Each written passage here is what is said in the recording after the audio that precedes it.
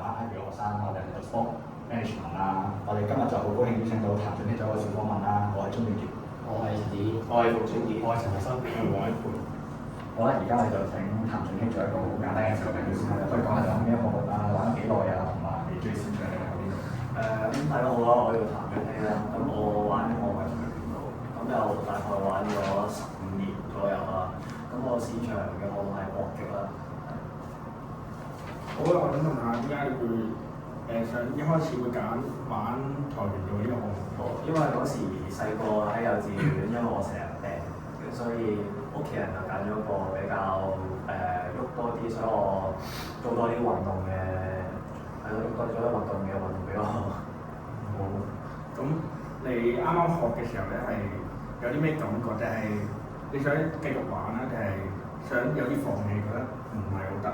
一開頭，我覺得我印象中係我幾開心嘅，因為細細個你點都中意跑嚟跑去啊，尤其是跆拳道係主要係用踢啊好多啲動作嘅，所以我細細個就第一次上堂已經覺得好開心，跟住已經覺得我想一直玩落去咁樣。哦，咁好。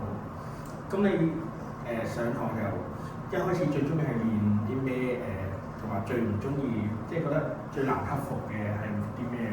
一開始我最中意係踢腳啊嗰啲，因為跆拳道係以踢腳為主，所以有好多種腳法係可以練啊，我都覺得好有型啊。而我最唔中意就係因為跆拳道咧有一樣嘢就係要練嗰啲叫做套拳啊，嗰啲好似要平時讀書要背要記嗰啲動作，咁對於我嚟講就有少少難度啊呢一方面，因為我覺得好悶，每一次都要做同一個動作做好多次咁樣，所以我就比較唔中意呢一樣嘢。咁你喺由普通興趣班到加入港青啦，咁最大嘅轉折點係咩？係你會因為啲咩所以令到你想加入港青？因為嗰時候開始出隊比賽都有攞過少少獎咁樣啦，普通比賽。咁嗰時教練咧就叫我參加個計劃叫做運動選材。嗰個運動選材就係會經過幾輪嘅篩選啦，咁最後就有機會入到港隊嘅。咁我嗰時就參加咗呢個計劃啦，咁之後就經過幾輪嘅篩選啦，咁成功咁樣入到呢個港隊。咁你入咗港青之後啦，同你之前嘅興趣班訓練最大分別係咩？最大分別可能係個訓練量啦，第一定訓練嘅時間一定係多過興趣班啦。即係通常興趣班大概每個禮拜可能得一堂，但係你本身港隊你每個禮拜至少都要練4課咁樣，所以訓練量一定多咗啦。其次可能其他咧教練啊，因為佢都教咗港隊好多年啦，咁佢哋啲專業度一定係比其他興趣班一定係高好多，所以嗰時都需要花啲時間去跟隨佢嘅節奏咁樣。咁喺成個旅程啦，你有冇試過想放棄？如果有，係因為啲咩？嗰個過程係有，因為嗰時會遇上啲樽頸位咯，通常都係，因為就每一次明明好努力訓練，好努力明明付出比人哋多，但係唔知點解都係原地踏步，或者有時個狀態都會更加跌咗落去，嗰時就會特別灰心咯，好似點樣做都做得唔好咁樣咯，即係呢一方面嘅時候有咁嘅放棄。咁你喺你個跆拳道生涯入邊咧，有邊場比賽或者係失敗會令你覺得好沮喪？咁而你會點面對咧？如果係我應該係之前打過嗰啲亞青啊、世青呢啲比較大型啲比賽啦，因為始終可能嗰時第一次打一個都哇，原來自己同其他世界嘅其他選手原來差距比較大㗎。咁當刻你就會諗，我都諗。會唔會自己會真係追唔到咧？咁樣差距咁大，點好似追唔到喎？人哋又特別高呢啲其實好難改變㗎嘛。所以嗰時都比較灰心，比較想放棄嘅。但係之後都要調整好自己嘅心態，咁之後有其他比賽會嚟，咁唯有同自己講，亦只可以做當刻你要做到你自己可以做到嘅嘢，唔好諗將來以後或者俾人哋咯，你做好你自己先咯。即係你當係自己有啲咩做得唔好，咪練翻好啲咯，唔好理人哋俾你好啲咩，而諗辦法點樣你有啲咩係好過人哋咯，至少。咁有冇可能受過啲比較嚴重嘅傷啊？咁而喺受傷期間，你會有啲咩心態啊？或者點樣去 keep 翻，即係keep 翻好你個狀態啊？或者如果你冇受過傷，咁你又會平時點樣預防受傷咧？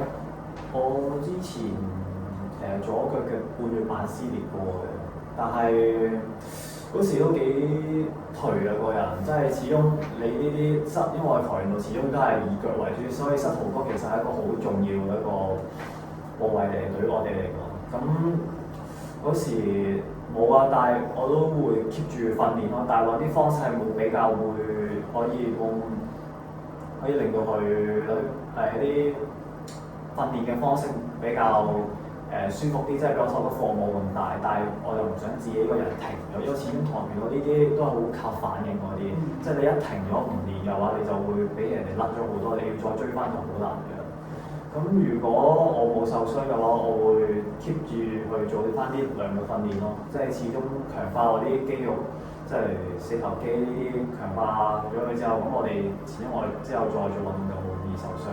好咁你覺得自己由呢個普通選手成為港青選手嗰一刻咧，咁你最大嘅心態轉變係啲咩啊？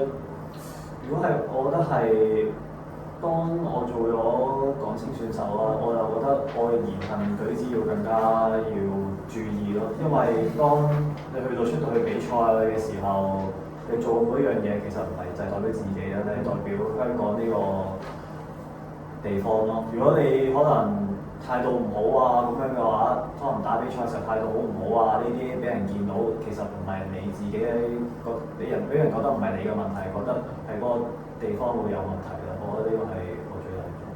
咁你打咗咁多場比賽，有冇覺得邊一場係覺得你自己嘅生涯高峰啊？可唔可以講下你當時如果覺得呢場係生涯高峰，有冇咩感覺？我覺得係23年嘅全港賽啦。咁雖然我之前都出過去打唔同嘅比賽，但係點解我覺得係呢次喺香港打全港賽會感受比較大咧？因為嗰時就我比較壓力比較大，因為嗰時就係經歷過受傷啦，停咗一排啦，跟住再操翻，嗰時壓力比較大，都比較擔心自己可唔可以發揮到自己嘅嘢。但係當時就經過好多次調整嗰個心態啦，就咁樣，最後我係嗰日我覺得係好印象好記得，就係我可以發揮到我自己所有嘅嘢，從而先攞到獎啦。即係我自己個心態，我比較唔係注重攞唔攞到獎，係反而我發唔發揮到我應該要發揮嘅嘢出嚟咯。而嗰刻我係發揮到出嚟啦，順便就攞埋個獎，就覺得好興奮咯。即係嗰日係我比較大個心嘅經歷。咁你而家作為一個港青嘅成員，有更好嘅，即係下一個目標係乜嘢？即係例如去啲更好嘅舞台啊，即係亞青會啊、全運會或者成為更好嘅全職運動員。都有嘅，都始終你都想會去跟進，即係可以踏上再高啲嘅舞台。例如我都有諗過，如果希望我自己可以喺亞錦啊、世錦啊，都即係當然啦。如果踏到上呢個頒獎台咧更好啦。雖然我知自己依家未有呢個能力，但係我都想 keep 住，我都會諗辦法去爭取呢個機會。咁你而家咧都喺跆拳道嘅領域上面都玩10年啦，咁都算一個比較大嘅前輩咁樣啦。咁如果你而家要你用一句話或者兩句話咧，鼓勵一個今日先啱啱開始玩跆拳道嘅人，咁你會講啲咩？即係有咩同佢哋講？我會問佢今日上堂開唔開心先咯。即係我會問佢你對呢樣嘢開唔開心？上堂先頭因為對於我嚟講，除咗運動啦，我覺得做每一樣嘢開心係最大嘅，令到佢最可以投入呢樣運動嘅動力咯。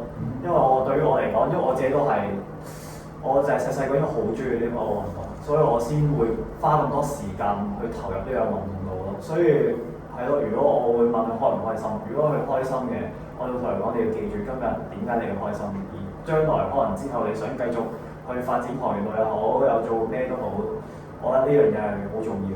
咁我哋今日就非常之感謝譚俊僖先生俾抽空時間同埋俾我哋做訪問啦。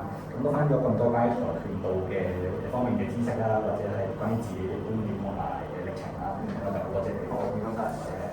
好嘅。